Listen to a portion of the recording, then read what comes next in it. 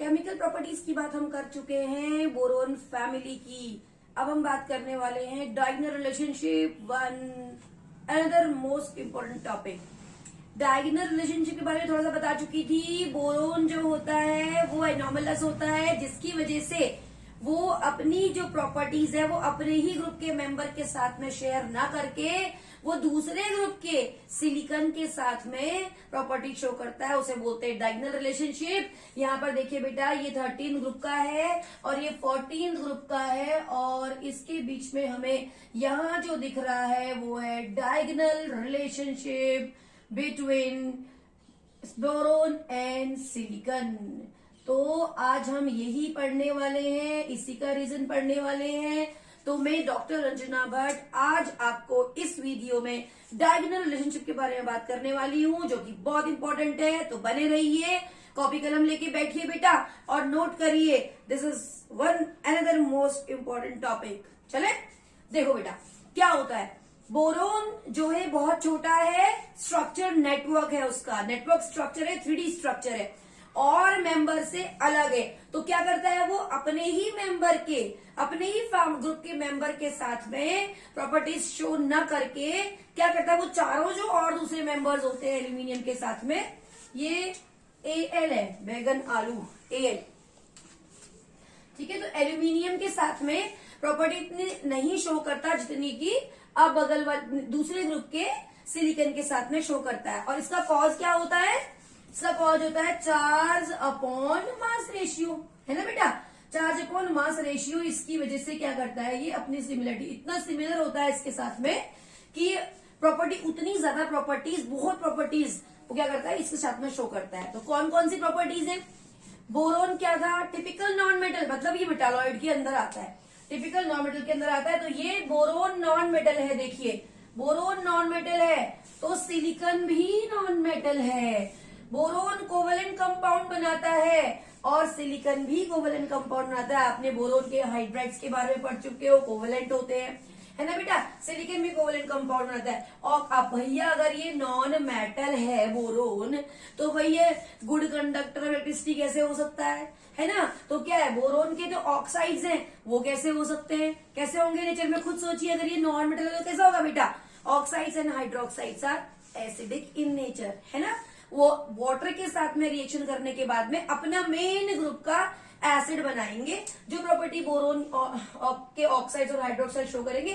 Similar properties will be shown by the oxides of silicon. तो water की, boron की अगर हम वाटर के साथ में रिएक्शन करें तो बेटा बोरोन 2 फॉर्म में मिलता है, ऐसे सिलिकॉन भी 2 फॉर्म में मिलता है ना। तो नेक्स्ट प्रॉपर्टी जो होगी हमारी 1 तो हो गया नॉन मेटल, वो भी नॉन मेटल, कोवेलेंट कंपाउंड बनाता है, वो भी कोवेलेंट कंपाउंड बनाता है। ऑक्साइड, हाइड्रोक्साइड, एसिडिक, क्योंकि ऑब्वियसली अगर नॉन मेटल है तो ऑक्साइड और एसिडिक, हाइड्रोक्साइड तो एसिडिक ही होने वाले हैं। और 2 फॉर्म में मिलेगा बेटा, एलोट्रोपिक फॉर्म। चौथा प्रॉपर्टी एग्जिस्ट इन 2 फॉर्म्स, ये 2 फॉर्म में एग्जिस्ट करेगा। कौन कौन सी फॉर्म्स होंगी बेटा? Crystalline and amorphous.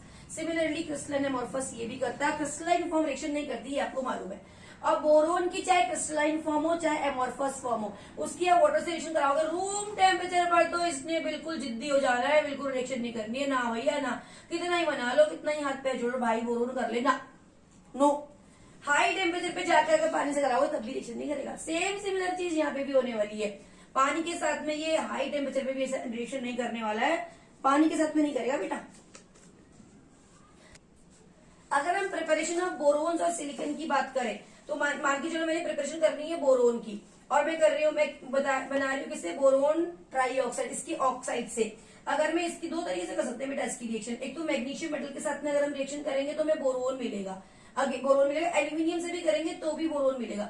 लेकिन इसमें डिफरेंस ये होता है कि जो मैग्नीशियम के साथ में हम करते हैं वो एमोर्फस बोरोन मिलता है, एमोर्फस, ठीक है।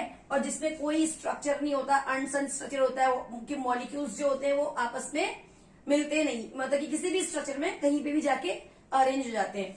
और यहाँ पर एल्यूमिनियम साथ जो आप मिलेगा वो आपको मिलेगा क्रिस्टलाइन फॉर्म में। और आपको तो पता है क्रिस्टलाइन फॉर्म तो बिल्कुल नॉट रिएक्टिव होती है। तो आपको अगर कोई बोलेगा या आपसे अगर क्वेश्चन पूछ लेंगे, crystalline boron is formed by reaction of oxides of boron with magnesium, aluminium या 2 और कोई मेटल दे देंगे तो आप रखेंगे क्रिस्टलाइन फॉर्म, ध्यान रखेंगे एल्यूमिनियम के साथ में बोरोन के ऑक्साइड की रिएक्शन करने से बनता है, और अगर मैग्नीशियम से करेंगे तो एमॉर्फस फॉर्म बनती है। This is also question of J. ठीक है बेटा, ऐसे ही यहाँ पर मैग्नीशियम में भी यही होता है। सिलिकॉन भी दो फॉर्म में मिलेगा, क्रिस्टलाइन फॉर्म में और एमॉर्फस फॉर्म में। सिलिकॉन का ऑक्साइड जो है, सिलिकॉन डाइऑक्साइड मैग्नीशियम से रिएक्शन करेगा तो आपको एमॉर्फस सिलिका मिलेगा, और अगर एल्यूमिनियम से करेगा तो क्रिस्टलाइन सिलिका मिलेगा। सिलिकॉन ऑक्साइड भी आसानी से रिएक्शन नहीं करता है एल्यूमिनियम के साथ में, बहुत ही हाई टेम्परेचर पर 850 डिग्री सेल्सियस पर रिएक्शन करता है बेटा। तो ये सिमिलैरिटीज किस चीज की वजह से है? चार्ज अपॉन रेडियस रेशियो की वजह से, है ना। तो ऐसे ही हमें क्या दिखाई देगा? और भी सिमिलरिटीज दिखाई देने वाली है। क्या सिमिलरिटीज दिखाई देने वाली है? चलिए बात करते हैं उनके बारे में। Next property, action with alkali. अगर हम एल्कली के साथ में रिएक्शन कराएं, मतलब जो बोरोन है वो NaOH से एक्वस NaOH और फ्यूज्ड NaOH दोनों से रिएक्शन कर जाएगा, तो जब बनाएगा तो वो NaBO2 बनाएगा। सिमिलरली सिलिकॉन भी रिएक्शन करता है बेटा सोडियम हाइड्रोक्साइड के साथ में, और Na2SiO4 बनकर हाइड्रोजन गैस रिलीज होगी।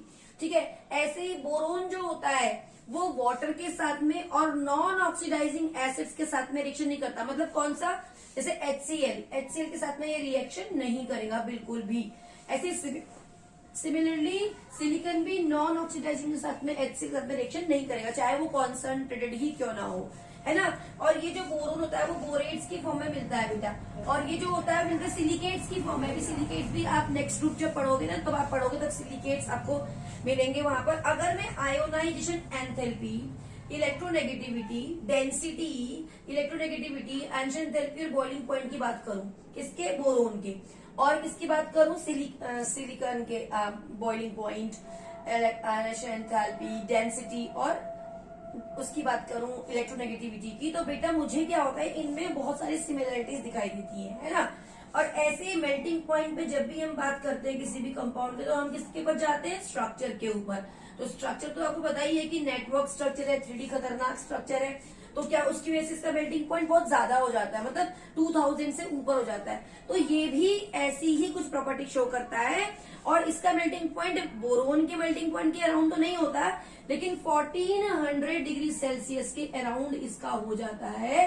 तो वैसे आपको डेटा पढ़ने की जरूरत नहीं है, डेटा बेस्ड क्वेश्चन कभी नहीं आता, आप कभी भी आपको रटने की जरूरत नहीं है कि क्या है, तो सिर्फ समझाने के लिए है कि आपको मैंने बताया कि इतना होता है, बहुत हाई हो जाता है। No need to learn this. ठीक है, अब ऐसे ही देखिए हमने क्या लिखा नेक्स्ट प्रॉपर्टी में, इसके बोरोन का क्या मिलेगा? हमें बोरोन हाइड्राइड मिलेंगे, है ना, जो कि ये है, ये जो बहुत अनस्टेबल होता है। तो ये किसकी फॉर्म में मिलता है बेटा? डाइमर की फॉर्म में मिलता है। नहीं, B2H6 तो अनस्टेबल होगा, ये B2H6 B2H6 की फॉर्म में मिलेगा। ऐसे ही ये भी मिलता है हमें ऑक्साइड, और तीनों के तीनों कैसे होते हैं? कोवेलेंट होते हैं नेचर में। इसका मतलब क्या हो गया? ये कोवेलेंट कंपाउंड बनाएगा। सिमिलरली हाइड्राइड्स और सिलिकॉन ऑक्साइड्स एंड हेलाइड्स जो होते हैं, ये BX3 नहीं है बेटा, H3 नहीं है, X3 है हेलाइड्स। तो जो हेलाइड्स होते हैं वो क्या होते हैं? कोवेलेंट होते हैं, चाहे बोरोन के हाइड्राइड्स हो, चाहे बोरोन के हेलाइड्स हो, चाहे बोरोन के ऑक्साइड्स हो। नहीं, तो क्या होते हैं ये? कैसे होते हैं?